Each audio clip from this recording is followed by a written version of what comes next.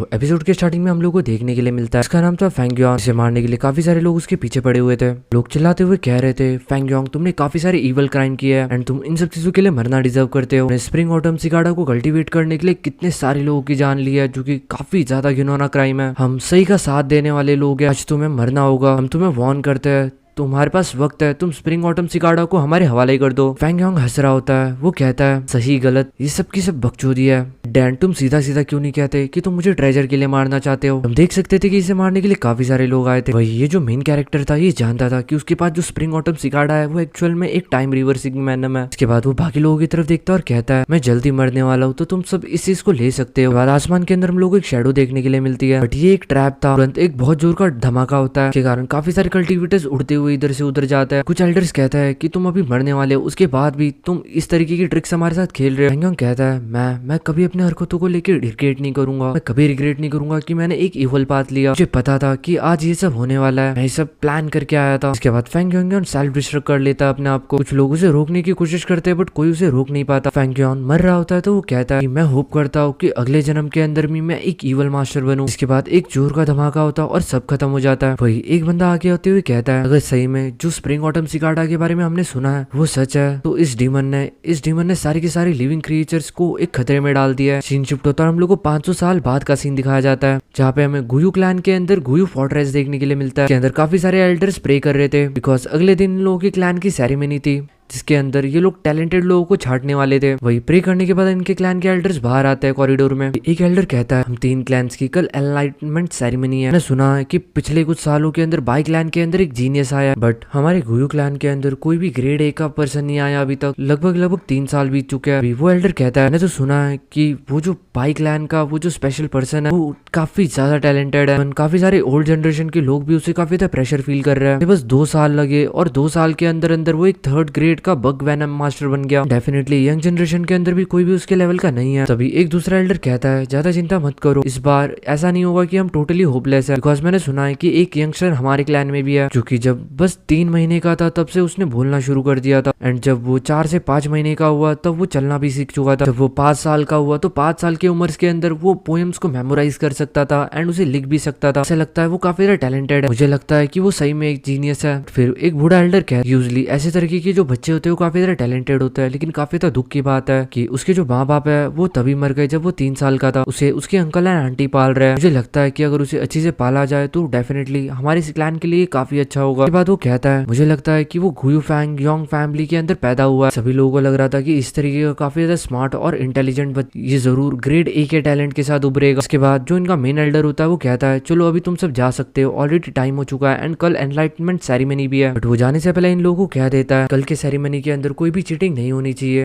जो भी होगा वो पूरी की पूरी सच्चाई और ईमानदारी के साथ होगा। ये सारे के सारे जो फैमिलीज के एल्डर्स होते हैं वो एक दूसरे की तरफ देख रहे हैं। उसके बाद सब यहाँ से चले जाते हैं। भाई वो बुढ़ा विंडो के पास खड़ा रहता है, कहता है ये आसमान ये गड़गड़ा रहा है, ये इस तरीके से हमारे आने वाले क्लैन के उत्तराधिकारी का स्वागत कर रहा है। जोर की बारिश होती है, सीन शिफ्ट होता है, हम लोगों को एक पर्सन देखने के लिए मिलता है, एक बच्चा जो कि अपनी बॉडी को देख के काफी ज्यादा खुश हो रहा होता है। तुरंत विंडो ओपन करता है और जोर से चिल्लाता है फाइनली ये गुयू फोर्ट्रेस है। लगभग 500 साल हो चुके हैं। जो स्प्रिंग ऑटम सिकाडा है उसने सही में काम किया। इसका मतलब गाइस ये और कोई नहीं है, फेंग योंग है, जिसने अपना रीबर्थ लिया है। कहता है उन सभी लोगों को ऐसा लग रहा था कि वो मुझे मार सकते, बट वो बस मुझे अपने सपने के अंदर मार सकते। जब तक एक इंसान के अंदर जीने की ख्वाहिश हो तब तक उसे भगवान भी नहीं मार सकते। फेंग योंग कहता है कि मैं ऑलरेडी ऐसे रास्ते के ऊपर चल रहा हूँ जहाँ पे मुझे कोई रिग्रेट नहीं है। हमें बताया जाता है कि स्प्रिंग ऑटम सिकाडा उसके अंदर इतना ज्यादा पावर है कि वो टाइम के फ्लो को रिवर्स कर सकता है, जिसकी मदद से कोई पर्सन अपना रीबर्थ ले सकता है। बट ये चीज भी कितनी सच थी और कितनी झूठ ये बस लेजेंड्स को पता है। अभी ये चीज साबित हो चुकी है कि ये सच है। ये जो फेंग योंग था इसको ये जो नई बॉडी मिली थी ये उसकी मेमोरीज के अंदर झांकता है। पता चलता है उसकी जब बॉडी 3 साल की थी तभी उसके पेरेंट्स मर चुके थे, बट एक चीज अच्छी थी कि उसे पालने के लिए उसके अंकल और आंटी थे। तो वो जितने ज्यादा शरीफ दिखते थे वो इतने शरीफ थे नहीं। उन्होंने बचपन से उनके ऊपर अत्याचार किया, उन्हें टॉर्चर किया। फेंग योंग अपनी किस्मत को बदलना चाहता था। उसके बाद उसने कुछ पोएम्स लिखी जो कि उसने ढाप के लिखी थी। फाइनली उन पोएम्स को लोगों के सामने सुनाने के बाद उसे इज्जत मिलने लग गई, क्योंकि उसकी उम्र काफी ज्यादा कम थी, वो बस 3 से 4 साल का था एंड इतने ज्यादा कम एज के अंदर वो पोएम्स लिखने और बोलने लग गया था। इसकी वजह से सभी लोग उसे जीनियस मानते थे। उसके अंकल आंटी वो भी अभी उससे अच्छी से बिहेव करने लग गए थे कि उनको ऐसा लगता था कि उनके फैमिली के अंदर कोई जीनियस पैदा हुआ है एंड एक जीनियस को पालने में इन्हीं लोगों का फायदा था। इन सब चीजों के चक्कर में जो फैंग योंग होता है उसका जो छोटा भाई होता है वो उससे नफरत करने लग जाता है, क्योंकि भले ही बड़ा भाई कितना ही ज्यादा टैलेंटेड क्यों ना बन चुका, लेकिन छोटा भाई अभी वैसा का वैसा ही था एंड बड़ा भाई यानी कि फैंग योंग वो जानता था कि उसने ये सारी पोएम्स ढाप के लिखी है एंड उसके अंदर कोई भी टैलेंट नहीं है, बट इन सब चीजों के कारण फालतू में वो अपने भाई का दुश्मन बन चुका है। स्टिल वो इन सब चीजों को सहता है। फाइनली हम लोग को करंट टाइम के अंदर दिखाया जाता है, जहाँ पे जो फैंग योंग था वो अपने आप से कहता है कि सही में जो लेजेंड्स थे स्प्रिंग ऑटम सिकाडा के बारे में वो सब सच थे। वो ना कि सिर्फ रिबॉर्न हुआ था बल्कि उसे अपनी सारी पिछली यादें याद थी। भले उसके बॉडी से उसकी सारी की सारी पावर छिन चुकी थी, लेकिन वो अपने आप को रिकल्टिवेट कर सकता था, वापस से अपना कमबैक कर सकता था।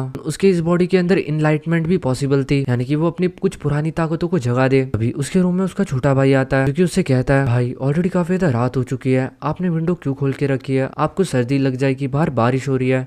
फैंग योंग फैंग जिंग की तरफ देखते हुए कहता है क्या तुम्हें कुछ चाहिए मेरे से। उसकी बात सुन के फैंग जिंग थोड़ा सा डर जाता है। वो कहता है नहीं ऐसी कोई बात नहीं है, मैं बस इतना चाहता था कि आप विंडो को क्लोज कर दो, कल आपकी एनलाइटमेंट सेरेमनी है, मैं नहीं चाहता कि आपको कोल्ड हो जाए। आफ्टर ऑल आप एक जीनियस हो और पूरी की पूरी क्लैन की आप होप हो। बट फैंग योंग काफी ज्यादा कोल्ड टोन के साथ उसकी तरफ देखते हुए कहता है ये सब मायने नहीं रखता, तुम जा सकते हो। तो सुनने के बाद फैंग जियोंग थोड़ा सा डर जाता है एंड वो यहाँ से चला जाता है। जो फैंग योंग होता है वो अपने आप से कहता है क्या मैं और एक जीनियस, मैं बस एक 3rd क्लास टैलेंट हूँ, मेरी ये बॉडी काफी ज्यादा ऑर्डिनरी है, लेकिन जो रियल 1st क्लास जीनियस है वो तुम हो फैंग जिंग। भाई हमें अगले दिन का सीन देखने के लिए मिलता है। फैंग योंग था वो अपने रूम के अंदर होता है, तभी एक खूबसूरत लड़की उसके रूम में आती है और उससे कहती है यंग मास्टर फैंग योंग आप उठ गए, मैं आप ही का इंतजार कर रही थी। इसके बाद वो कहती है आपको पता है सभी लोगों का फोकस आप ही के ऊपर है, आफ्टर ऑल आज एनलाइटमेंट सेरेमनी है, ऑलरेडी पूरी की पूरी गुयू फोर्ट्रेस के अंदर सारी की सारी लड़कियां आप ही के बारे में डिस्कस कर रही है, जिसकी भी शादी आपके साथ होगी वो काफी ज्यादा लकी गर्ल होगी। मैं आपकी एक सर्वेंट हूँ, बट उसके बाद भी ये चीज भी मेरे लिए काफी ज्यादा गर्व की बात है। इवन काफी सारे लोगों को इस चीज से भी जलन होती है। फैंग योंग जानता था ये लड़की है शेन क्योर, एक्चुअल में ये उसके अंकल और आंटी की एक जासूस है। इसकी जो माँ है उसकी माँ ने इसे काफी सारी ऐसी चीजें सिखाई है इससे ये यंग टैलेंटेड लोगों को सेड्यूस कर सके। मैं इससे इतने जल्दी बेवकूफ नहीं बनने वाला। मैं जानता हूँ पास्ट के अंदर भी तुमने काफी बार ऐसा किया है, तुम यंग टैलेंट्स के पास जा जाके उनको सेड्यूस करती थी। जब तुमको पता चलता था कि वो इतने ज्यादा टैलेंटेड नहीं है तुमने उन्हें धोखा दे दिया एंड वही चीज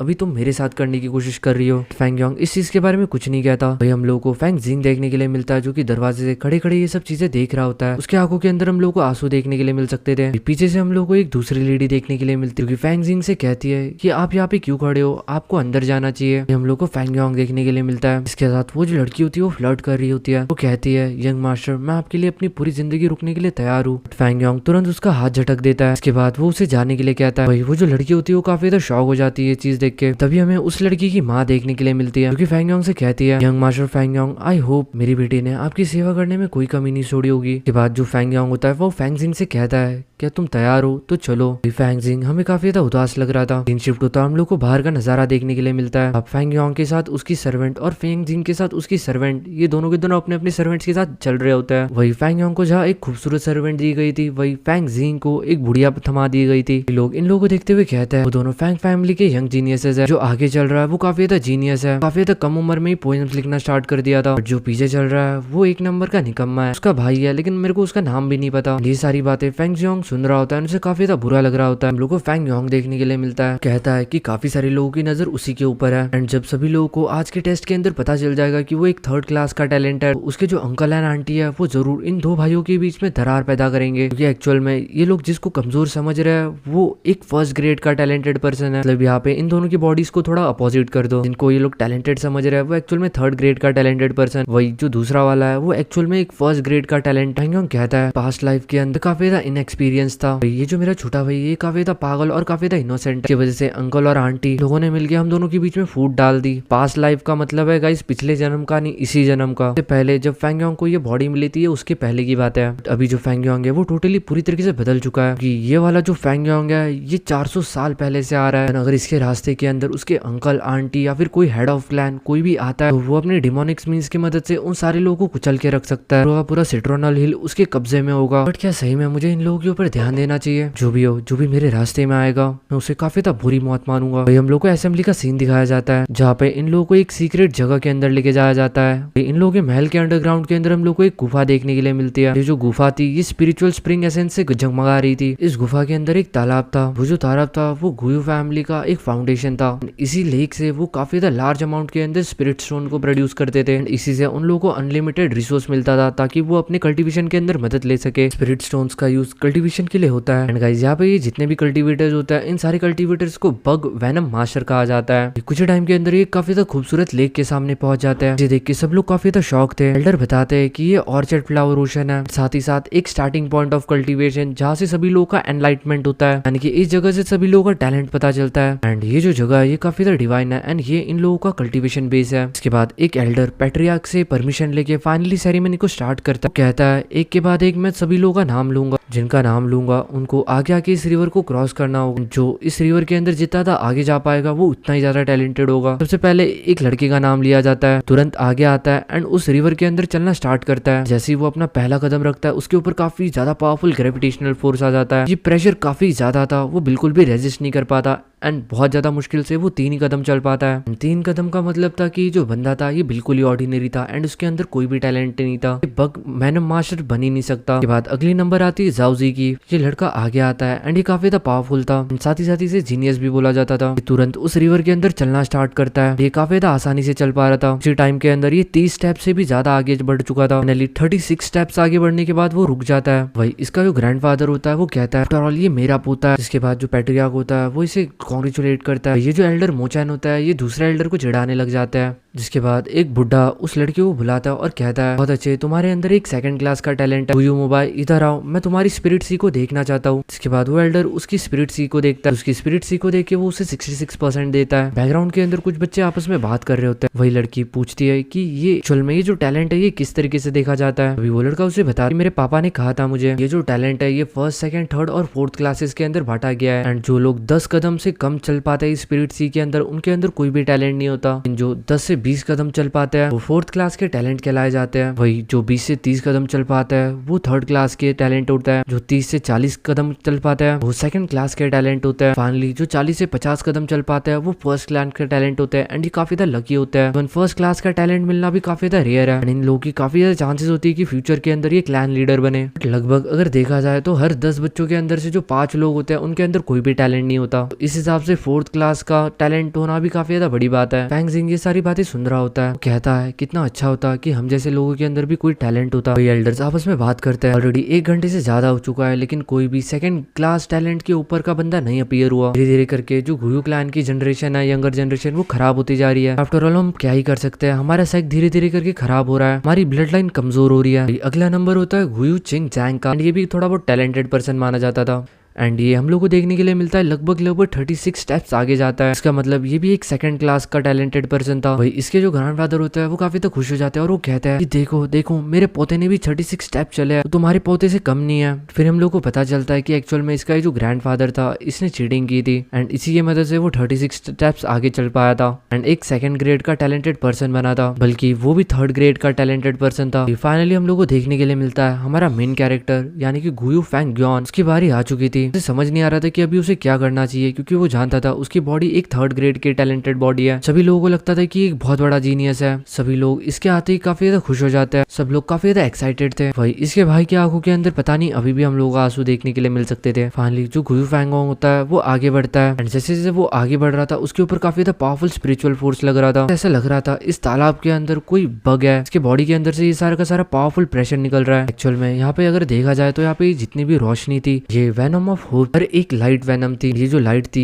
ये जहाँ से आ रही थी इसके पीछे लेजेंड्स ऑफ रैन जू का हाथ था, कि ये कोई लेजेंडरी पर्सन है। जहाँ पे हमें उसकी स्टोरी बताई जाती है। ये उस टाइम की बात है जहाँ पे इंसानों को बाकी जानवरों को मार के खाना पड़ता था। इंसानों की जिंदगी उस वक्त काफी ज्यादा मुश्किल थी। डेलिमा नाम के उस टाइम के बीस्ट ये इंसानों के लिए काफी बड़ी मुसीबत थे। वही हम लोग को देखने के लिए मिलता है वो बीस्ट वो एक इंसान के ऊपर हमला कर देता है। चिल्ला रहा था मेरी मदद करो प्लीज प्लीज मुझे मत मारना एंड सडनली वो उनके ऊपर अटैक कर देता है। तभी एक रोशनी आती है। जैसी वो वो जो बंदा होता है वो उस रोशनी की तरफ देखता है। तो रोशनी के अंदर से एक आवाज आ रही थी। वो रोशनी कहती है कि तुमने हमसे मदद मांगी, इसलिए हम तुम्हारी मदद करने के लिए आए हैं। यहाँ पे हम लोगों को 3 रोशनियां देखने के लिए मिल सकती थी जिनके अलग अलग फेसेस थे। वो मास्क वाली जो रोशनी होती है वो कहती है अगर तुम अपनी जिंदगी अगर हमारी सेवा करने में गुजारते हो तो हम हमेशा हमेशा के लिए तुम्हारी इन सारी दिक्कतों को खत्म कर देंगे। जैसे ही वो इंसान इस चीज के बारे में सुनता है वो तुरंत हाँ में मुंडी हिला देता है और उस टाइम उसकी आंखों के सामने उसकी मौत थी। एंड जैसे ही वो हाँ बोलता है वो जो रोशनी होती है वो उस बंदे के ऊपर आके गिरती है। सडनली उसके बॉडी के अंदर काफी ज्यादा पावर आ जाती है एंड वो काफी ज्यादा पावरफुल महसूस कर रहा था। नेक्स्ट मोमेंट के अंदर वो उन सारे के सारे बीस्ट को मार देता है।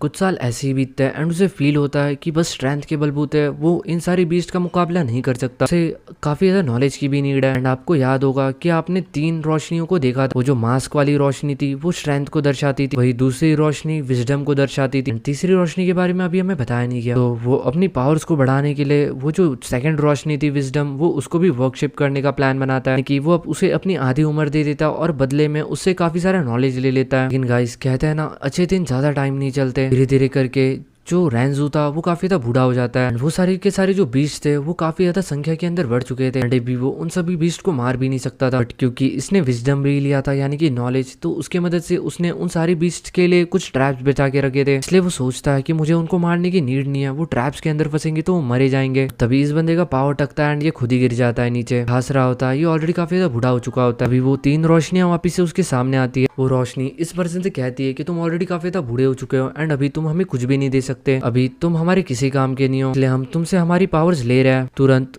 जो 2 रोशनियां थी वो उससे उसकी पावर्स ले लेती है यानी कि उसकी इंटेलिजेंस और उसकी स्ट्रेंथ। और ये जो बंदा होता है बस चिल्लाते रह जाता है कम से कम मुझे इस क्राइसिस को खत्म करने दो, कि वो जो बड़ा सा झुंड आया हुआ है जानवरों का उनको तो मारने दो, कि अगर इस वक्त तुमने मेरे से मेरा दिमाग और मेरी स्ट्रेंथ ले ली तो मैं मारा जाऊंगा। बट गाइस फाइनली इससे सब कुछ छिन चुका था। वही सब छिनने के बाद तुरंत कुछ ही टाइम के अंदर वो सारे के सारे जो बीस्ट होते हैं वो उसके ऊपर अटैक कर देते हैं। वही वो जो आदमी होता है वो सोच रहा होता है, उसने कभी भी नहीं सोचा था उसकी जिंदगी इस तरीके से खत्म होगी। तभी वो तीसरी रोशनी उस पर्सन के पास आती है। इन रोशनियों को गाइस वेनम कहता है। ये इंसान उस तीसरे वेनम की तरफ देखते हुए कहता है तुम सबसे ज्यादा छोटी हो, तुम यहाँ पे क्यों आई हो, मैं मरने वाला हूँ, तुम यहाँ से जा सकती हो। वो जो तीसरी रोशनी होती है वो इस इंसान से कहती है तुम मेरी सेवा करो, मैं तुम्हें इस मुसीबत से बाहर निकालूंगी। वो जो इंसान होता है वो हंसने लग जाता है और वो कहता है कि मेरे पास तुम्हें देने के लिए अभी कुछ भी नहीं बचा। वेनम ऑफ पावर और वेनम ऑफ विजडम था, दोनों के दोनों ऑलरेडी मुझे अकेला छोड़ के जा चुके हैं। इस वक्त मेरे पास मेरा बस ये बुढ़ापा बचा है एंड मैं अभी तुम्हें अपना बुढ़ापा नहीं देना चाहता। आफ्टर ऑल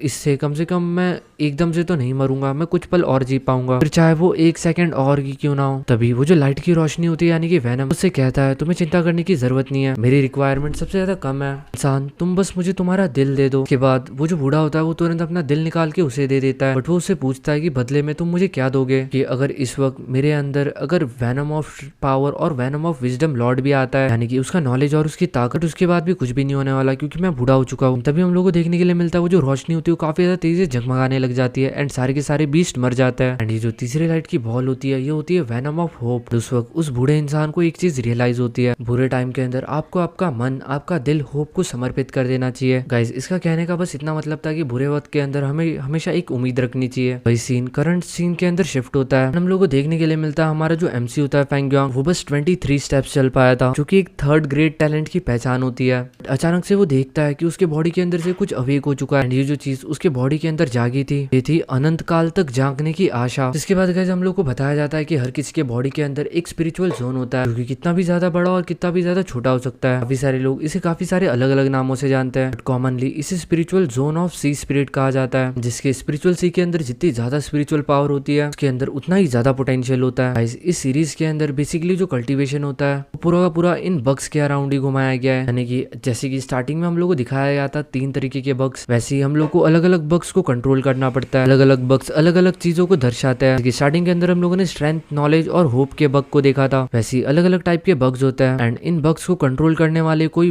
बग मास्टर कहता है। पीछे से एक एल्डर चिल्लाते हुए फैंगजोंग से कहता है क्या तुम और आगे नहीं बढ़ पा रहे। फैंगजोंग हाँ के अंदर मुंडी हिला देता है। ये चीज सुनते ही सारे के सारे एल्डर पूरी तरीके से शॉक हो जाता है, क्योंकि वो सब लोग फैंग यांग को काफी ज्यादा टैलेंटेड समझते थे। जो फैंग यांग था वो बस 27 स्टेप्स चल पाया था, इसका मतलब वो एक 3rd ग्रेड का मास्टर है, उसके अंदर इतना कुछ खास टैलेंट नहीं है। उसका जो भाई था वो काफी ज्यादा शॉक था ये चीज सुन के, भरोसा नहीं हो रहा था। उसका भाई जिसकी बचपन से सब लोग तारीफ किया करते थे, वो एक्चुअल में एक 3rd ग्रेड का टैलेंट है। सब लोग इस चीज के बारे में बात कर रहे थे, किसी को भी भरोसा नहीं हो रहा था। एल्डर्स आपस में बात करते हैं कि यहाँ पे कोई गड़बड़ी हुई है, कहीं हमसे कोई गलती तो नहीं हो गई इस इंसान को परखने में, कहीं कोई चीट करने की कोशिश तो नहीं कर रहा। इनके जो बड़े एल्डर होते हैं वो आते हुए कहते हैं एक्चुअल में ये जो इनकी स्पिरिचुअल सी है, ये किसी की भी टैलेंट को एक्स्ट्रा ऑर्डिनरी कैरेक्टर से जस्टिफाई करती है, जैसे कि उसका इंटेलिजेंस हो गया, उसको कॉम्प्रहेंशन हो गया, उसकी मेमोरी हो गई, स्ट्रेंथ हो गया, एजिलिटी हो गई। जरूरी नहीं है कि किसी का टैलेंट बस इन्हीं सब चीजों के ऊपर डिपेंड हो। इन सब चीजों से काफी ज्यादा चांसेस हाई होती है कि किसी के थ्रू एक परफेक्ट रिजल्ट पता किया जाए, किसी का एक परफेक्ट पोटेंशियल जाना जाए। जरूरी नहीं है, एक काफी ज्यादा स्मार्ट इंसान भी बेवकूफ हो सकता है। इसलिए एट द एंड जिस इंसान को ये लोग काफी ज्यादा स्मार्ट, काफी ज्यादा पावरफुल और काफी ज्यादा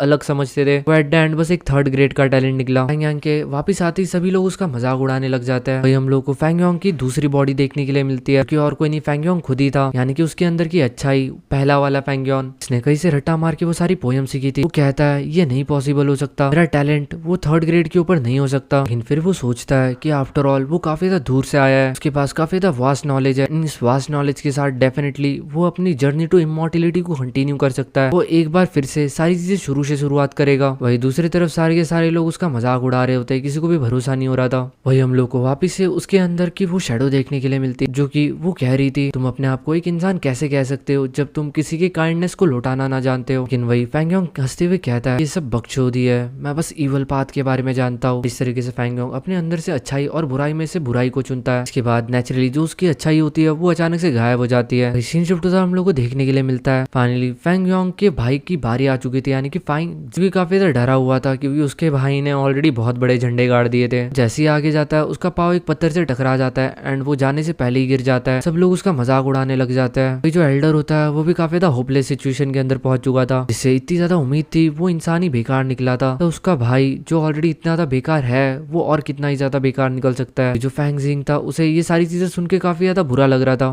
फैंग जोंग फैंग जियांग को उठाते हुए कहता है कि ये जो फैंग फैमिली है वो पूरी तरीके से बेवकूफ से भरी पड़ी है, बट मैं तुम्हें एक चीज बताना चाहूंगा, तुम्हारे आगे जो रास्ता है वो सही में काफी ज्यादा इंटरेस्टिंग है। यानी कि वो इनडायरेक्टली इसे बताना चाहता था कि इसका फ्यूचर काफी ज्यादा ब्राइट है। फैंग जोंग जानता था कि उसकी जो भाई की बॉडी है उसके अंदर ग्रेड ए का पोटेंशियल है। फैंग जिंग इन्हीं सब चीजों के बारे में सोच रहा था। वो मन ही मन सोचता है कि उसका भाई इतना तक काम कैसे हो सकता है, आफ्टर ऑल वो एक 3rd ग्रेड टैलेंट के अंदर आया। अगर मेरा भाई जो कि ऑलरेडी इतना ज्यादा टैलेंटेड था फिर भी वो 3rd क्लास टैलेंट आया तो मेरी तो कोई उम्मीद ही नहीं है। लेकिन तभी जो फैंग जियांग होता है उसको अपनी मेमोरीज याद आती है। उसकी मेमोरीज के अंदर सभी लोग उसके बड़े भाई की तारीफ किया करते थे, सभी लोग उसे टोंट मारते थे कि उसे अपने भाई से कुछ सीखना चाहिए, सभी लोग उसका मजाक उड़ाते थे, लोग उससे कहते थे कि उसे घर से बाहर नहीं निकलना चाहिए। इस तरीके से वो अपनी फैमिली के लिए बस एक बदनामी का कारण बनता है। लोग इन लोगों का मजाक उड़ाते थे, ये दोनों के दोनों भाई है लेकिन उसके बाद भी ये दोनों इतना था अलग कैसे हो सकता है, ये कितना था टैलेंटेड और ये कितना था बेकार, ऐसे कैसे हो सकता है। फैंग जिंग कहता है कि उसके भाई को हमेशा अंकल और आंटी से काफी ज्यादा प्यार मिला है, सब इस चीज के बारे में जानते हैं, बट इन सब चीजों के कारण उसे बस बचपन से सफर करना पड़ा है। क्योंकि उसका भाई टैलेंटेड था इसलिए हमेशा सब लोग उसे नाम रखते थे, कोई भी उसके बारे में नहीं जानता था, सब उसे उसके भाई के नाम से जानते थे, इवन किसी को उसका नाम तक नहीं पता था। लेकिन उसका जो भाई था वो उसके साथ खड़ा रहता था। वो उससे पूछता है भाई क्या तुझे किसी ने परेशान किया? उसका भाई कहता है कि नहीं भाई, आपके होते हुए मुझे कौन परेशान करेगा। भले ही उसका भाई उसके लिए काफी अच्छा था बट वही उसके मुसीबतों का सारा कारण था। उसका भाई इतना ज्यादा स्पेशल नहीं होता तो सब लोग उसको इतना ज्यादा हिट नहीं करते, वो एक ऑर्डिनरी जिंदगी जी सकते थे। हम लोग को देखने के लिए मिलता है जो फैंग जियांग होता है यानी कि उसका बड़ा भाई, उसके लिए काफी ज्यादा खूबसूरत लड़की अरेंज कराई गई थी एज ए सर्वेंट जो कि उसकी कजन थी। लेकिन वही उसके लिए उसकी सेवा करने के लिए बस एक बूढ़ी औरत थी एंड वो उस दिन भी कुछ भी नहीं कर पाया था। वही आगे एक दिन वो अपने अंकल आंटी को बात करते हुए सुनता है कि जो उसका बड़ा भाई है फैंग यांग काफी ज्यादा टैलेंटेड है एंड जरूर फ्यूचर के अंदर वो एक फर्स्ट क्लास टैलेंट निकलेगा, उन्हें उनसे काफी ज्यादा अच्छी से ट्रीट करना चाहिए। आफ्टर ऑल जब वक्त आएगा तो वो हमारे क्लैन की एक उम्मीद बनेगा। लेकिन वही दूसरी तरफ उसका भाई जो कि उसका ट्विन ब्रदर ही है लेकिन उसके बाद भी वो इतना था बेकार कैसे हो सकता है, इवन वो उसके कंपैरिजन के अंदर आधा भी नहीं है, वो लड़का हमारे किसी काम का नहीं है। क्यों ना एनलाइटमेंट सेरेमनी के बाद हम उस बंदे को बाहर निकाल दे अपने घर से। जब फैंग जियांग ने ये सब चीजें सुनी थी तो उसे काफी ज्यादा बुरा लगा था। उसे समझ नहीं आ रहा था कि उसके साथ ये सारी की सारी चीजें क्यों हो रही है। क्या नॉर्मल लोगों को जीने का हक नहीं होता? क्या वो एक नॉर्मल इंसानों की तरह भी नहीं जी सकता था? यही सबसे बड़ा रीजन था कि वो अपने भाई से काफी ज्यादा नफरत करता था। उसका अगर भाई होता ही नहीं तो आज आज उसकी लाइफ काफी ज्यादा ऑर्डिनरी सी होती। वही हम लोग को फैंग जियांग के एक मेमोरी के अंदर देखने के लिए मिलता है। क्योर होती है, वो स्टार्टिंग में फैंग जियांग की दोस्त थी एंड वो उसे पसंद करता था। उसे समझ नहीं आ रहा था कि उसके जैसे बेवकूफ के साथ ऐसा कैसे हो सकता है। इसलिए उसने एक दिन क्योर से पूछा था कि आखिर क्या रीजन है। वो उससे इतनी ज्यादा अच्छी से बात करती है। क्योर इस बात को सुन के थोड़ी सा शर्मा गई थी एंड वो कहती है, तुम एक नंबर के बुद्धू हो, तुम किसी लड़की से इस तरीके का सवाल कैसे पूछ सकते हो? सच्ची बोलो तो तुम्हारा जो भाई है वो काफी ज्यादा एक्सट्रीमली टैलेंटेड है एंड काफी ज्यादा हाई चांस है कि वो फर्स्ट क्लास का टैलेंटेड पर्सन निकले, बट वो काफी ज्यादा सख्त है, मेरे साथ काफी ज्यादा सख्ती से पेश आता है। बट वही तुम्हारे कंपैरिजन में देखा तो मेरे साथ काफी अच्छी तरीके से बिहेव करते हो। जो फैंग जियांग था उसने उससे कहा था कि बस वो और क्यूअर वो लोग ऐसे लोग हैं जो कमजोर है, वो बेचारे हैं एंड इसलिए शायद से उनकी डेस्टिनी एक साथ लिखी है। बट उस दिन जब फैंग जियांग अपने भाई के रूम के अंदर उसे मिलने के लिए गया था तो उसने देखा जो क्यूअर थी वो उसके भाई यानी कि फैंग जियांग के साथ चिपकी हुई थी। एंड ये फर्स्ट चैप्टर का सीन है। वही रीजन था कि जो फैंग जियांग था वो इतना ज्यादा शॉक के अंदर जा चुका था कि उससे भरोसा नहीं हो रहा था कि वो जिसे सबसे ज्यादा प्यार करता था उसने भी उसे धोखा दे दिया। दिन उसकी जिंदगी के अंदर उसकी जीने की जो आखिरी उम्मीद थी वो भी पूरी तरीके से खत्म हो चुकी थी। उस दिन से वो अपने भाई से और ज्यादा नफरत करने लग गया था। सारी की सारी फसाद की जड़ अपने भाई फैंग जियांग को मानता था। इसलिए उसने सोच लिया था कि जैसी एक बार एनलाइटमेंट सेरेमनी खत्म होगी उसके बाद वो एक पहाड़ से कूद जाएगा। आफ्टर ऑल वो ऐसी जिंदगी जी के क्या करेगा। वो भी चाहता था कि लोग उसकी तारीफ करें। बचपन से अपने भाई की तारीफ सुनते हुए बड़ा हुआ था। इस वक्त वो सोच रहा होता है कि अगर इस वक्त उसके माँ बाप होते तो शायद से वो आज इतना ज्यादा अकेला नहीं होता। शायद से ये जो दुनिया जो उसके साथ जिस तरीके से बिहेव कर रही है इतना ज्यादा बुरी तरीके से उसके साथ बर्ताव नहीं होता। सीन करंट शिप के अंदर आता है। फैंग जियांग अपनी आंखों को खोलता है एंड वो कहता है मुझे ये सब बदलना है। एंड हम लोगों को देखने के लिए मिलता है जो फैंग जियांग था वो ऑलरेडी 43 स्टेप्स आगे बढ़ चुका था, यानी कि वो ऑलरेडी एक फर्स्ट ग्रेड का टैलेंट बन चुका था। जिसको सब कचरा समझते थे वो सबसे ज्यादा टैलेंटेड निकला था। किसी को भी इन सब चीजों के ऊपर भरोसा नहीं हो रहा था। वही जो एल्डर्स थे वो आपस में झगड़ा करना स्टार्ट हो चुके थे कि ये जो लड़का है ये हमारी फैंग फैमिली से है। एक्चुअल में इसके बॉडी के अंदर ची ब्लड लाइन दौड़ रही है जो कि हमारी फैंग फैमिली से है, इसलिए इस लड़के को हम अडॉप्ट करेंगे क्योंकि इसके माँ बाप तो ऑलरेडी मर ही चुके थे। एंड इसी तरीके की सारी जो फैमिलीज होती है वो आपस में झगड़े करने लग जाती है। कुछ टाइम पहले तक जहाँ पे सभी लोग इसको एक कबाड़ समझते थे, अभी सभी लोग इसे अपने अपने फैमिली का बनाने के लिए झगड़ रहे थे। फैंग जियांग के कानों के अंदर ये सारी की सारी चीजें पड़ रही थी। वो रोते हुए कहता है, फादर मदर फाइनली भगवान ने मेरी सुन ली। भाई अब से सारी चीजें बदल चुकी है। मैं तुम्हें दिखा दूंगा कि एक असली जीनियस क्या होता है। आफ्टर ऑल तुम अभी वो पर्सन नहीं रहोगे जिसके वजह से मैंने अपनी पूरी लाइफ टाइम सफर किया है। अब से मुझे कोई भी फैंग जियांग का छोटा भाई नहीं कह के बुलाएगा। जो लोग मेरे ऊपर हंसते थे आज से वो लोग मुझे याद रखेंगे कि मेरा नाम गुयू फैंग जियांग है। एंड यही पे चैप्टर खत्म होता है। होप करता हूँ कि आपको ये पसंद आया होगा। आई डोंट नो कि आपको ये जो मांगा है ये अच्छा लगा या नहीं लगा, बट मैं आपको अभी लास्ट के अंदर इस मांगा का एक सिनॉप्सिस देना चाहूंगा। ये जो मांगा है ये काफी ज्यादा डार्क है एंड इस मांगा को चाइना एंड कुछ कंट्रीज के अंदर इसलिए बैन किया गया है क्योंकि इस मांगा के अंदर काफी सारी ऐसी चीजें हैं जो कि काफी ज्यादा हाईली मैनिपुलेटिव हो सकती है। इस नोवेल के अंदर की जो बातें है वो एक्चुअल में हमें सिस्टम के साथ लड़ना सिखाती है। मे बी ये चीज़ें कुछ लोगों को काफ़ी ज़्यादा ऑर्डिनरी लग रही होगी, बट जिन लोगों ने 48 लॉज ऑफ पावर नाम की एक बुक है उसको पढ़ा होगा, मैं उन लोगों को बता देना चाहूंगा कि ये जो मांगा है इसे आप उसी का एक सीक्वेंस समझ सकते हो। इसके अंदर काफ़ी सारी डार्क रियलिटीज़ बताई गई है। स्टार्टिंग में सच्ची बोलूँ तो मुझे भी ये थोड़ी सी बोरिंग लगी थी, बट मांगा आगे जाते जाते काफ़ी ज़्यादा अजीब और काफ़ी ज़्यादा डार्क होते जाती है। इस मांगा को पढ़ के डेफिनेटली किसी भी इंसान का दिमाग हिल सकता है पूरी तरीके से। एंड चिंता मत करो, मैं आप लोगों को ज़्यादा इंतजार नहीं करवाने वाला क्योंकि इस मांगा को मैं 4 से 5 वीडियोज़ के अंदर खत्म कर दूंगा। एंड उसके बाद आप ही लोग डिसाइड कर लेना कि इसकी नोवेल आप लोगों को चाहिए या नहीं चाहिए। वैसे मैं इसकी नोवेल एक्सप्लेन नहीं करने वाला था, लेकिन जब इसका मांगा मैंने पूरी तरीके से पढ़ा मुझे पर्सनली फील हुआ कि इसके अंदर की जो बात है वो किसी भी एनिमेशन, किसी भी कार्टून या फिर एंटरटेनमेंट से काफ़ी ज़्यादा परे है। इस मांगा के अंदर से जो चीज़ें आप लोगों को सीखने के लिए मिल सकती है वो शायद ही कहीं और से सीखने के लिए मिले। डोंट वरी, आपको बस कुछ और एपिसोड देखना है जिसके बाद इसकी मांगा खत्म हो जाएगी। होप करता हूँ कि जिन लोगों ने ये मांगा डिमांड की थी उन लोगों को पसंद आई होगी मेरी